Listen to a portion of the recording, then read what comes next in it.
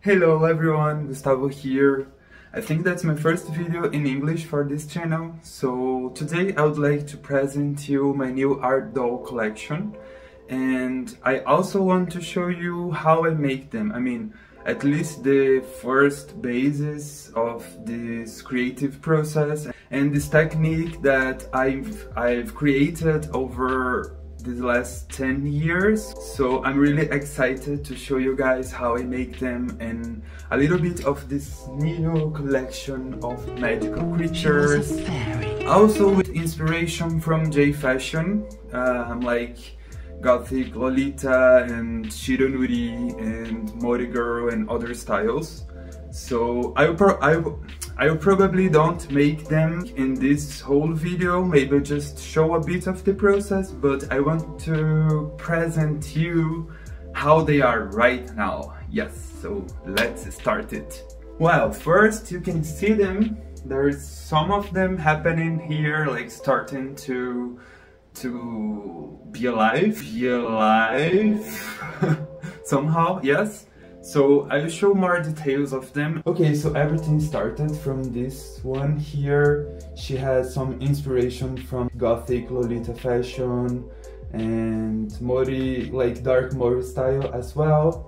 She has these little horns and this bow. She kind of started this new collection because I'm creating her for a movie, which I'm like filming right now as well. And then she started to give me more ideas, and when I saw it, I was just like starting all these art dolls together. Yeah, like no limits for this artist. So I will show you how I actually start them. This is the basis. I make it with wire, and in this way I can really articulate the art doll, so you can see it's very poseable, and this is like the bones, the structure of my art. And I do this with two kinds of wire. It gives like more structure and durability. After this stage I use like plastics and paper and other recyclable materials to fill the body of my creatures. And then I use masking tape, like this one. Wait. Yeah, like masking tape. Oh my gosh. So I use masking tape like those here. This bigger one and this little one. It's nice to, like, after I fill it with plastic and paper, I use them to kind of mummify? I don't know the word, but like mummy? Mummy? I'm not sure, but like this Egyptian technique for burying dead bodies. Okay, so I do this and they will be something like this. I mean, this one already has some fabric on here, which I really love to make it before I do the actual clothing. Sometimes I start by the sculpture with cold porcelain, and in the face, in the hands, like the boots. It can change, you can make like the whole body, but I usually don't do it this way. I have other techniques. Yeah, that's it. After it, they will be something like this. This one is inspired by this Japanese artist Minori, which she is a shironuri artist, and I'm just starting this one. I'll give it to her soon. Yay! And I'm really excited to keep working on this one.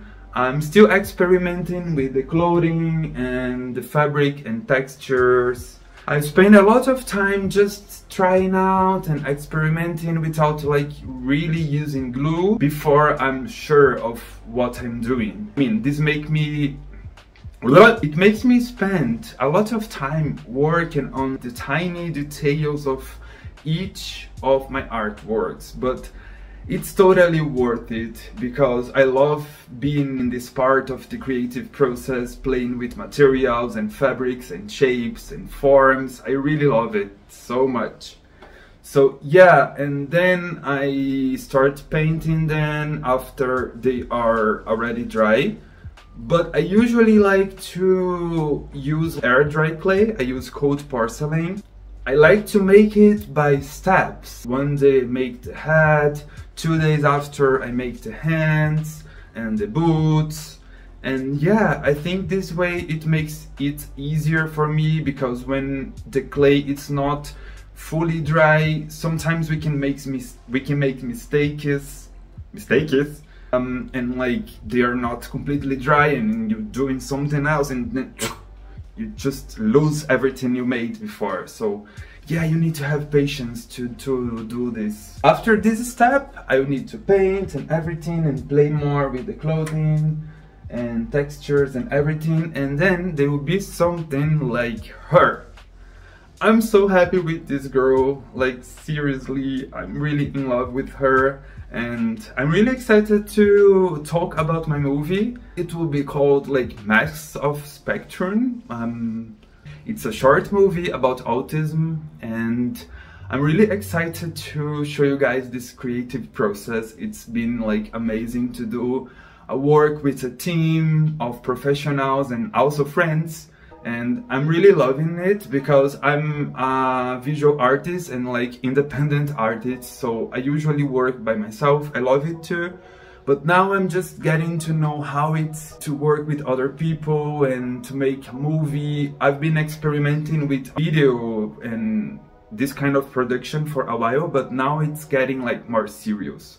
So you will see her there in this movie when it's released this year, but later.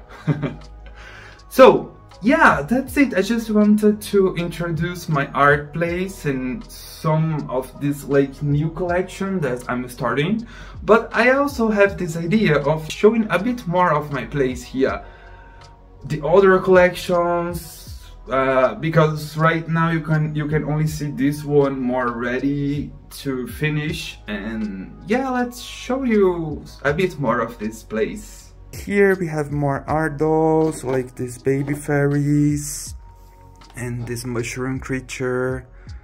She's so cute. Look at her. It's all handmade by me. I don't use molds in my creation, and they are of course also poseable, so you can move them and they will be like more alive this way. I love creating art like this because we give more flexibility, but also yeah, an art that you can touch and you can move and you can play around with it. I love it. And here's some of the artworks I created for the movie. I don't want to show that much, like spoiler right now. But yeah, here we have a big collection of like really big creatures. The only available ones are these two right now. This one, I have her with me. It's all from the Elven Dreams collection. I had a lot of them, but they are all sold out now. And they are living in another houses with other guardians. And I'm really happy for that. But these are here for now, waiting for a new home soon, hopefully. These others are still in progress. Some of them, like these two and this little girl, this big girl actually, they are in process for like 3 years now, I think. So I really try to be patient and to believe in each creature's timing, you know. I think they will be ready in the end of this year, probably. I love this witch in blue, look at her. I will show you the sizes, wait. Only talking, you don't really have the idea of their sizes, but they're like really, really big. I think 70 centimeters. Wow, I love creating these big ones. I think they're really cute and we can play it a lot as well. And some of them you can even change the clothing. So I have other creatures here. I really love this room with my creations. And yeah, more here. This is from my newest collection. They're all available from now. I'll put the link in the description for sure. And that's me, hello. Well, that's it. I just wanted to make a small introduction here and also start talking in English in my videos. You can ask me why, and well, I really want to reach like a bigger audience in an international level. I watch a lot of YouTube videos in English from all over the world, and this way I can meet new artists, new designers, and new people I like to enjoy and to see their content. And I was like, okay, maybe I should try it, even to practice my English, because I live in Brazil and here we don't speak English. Yeah, I just wanted to try out. So if you are there, please tell me in the comments what are you thinking about this collection, this video, these creatures. If you like my art and everything, yeah, I would love to know more about you as well, and what kind of videos you would like to see here, maybe showing more details of my art dolls, or if you want to see how those will be in the end when I finish the collection, I can show it when they are ready. So I just want to say one last thing. It's about this art doll, which I don't know the name yet, because they all comes with name and personal stories. I love it. But she means a lot to me, even more because like this fabric that I used here was something that my grandmother made like 40 years ago. A lot of time she made this little dress for my sister when she was a baby, and I have this dress here, and I felt this inspiration from my grandma, and somehow I felt her presence with me when I was doing this creature, this beautiful one. I used a part of this dress for making her, and something that my grandmother sewed so many years ago, and she already passed away. I was really inspired by her and by her art studio, and I'm like, wow, it's so crazy that we can collaborate with people that they are not here anymore, and somehow this has a lot of meaning for me and for my art, and yeah, I'm just so inspired.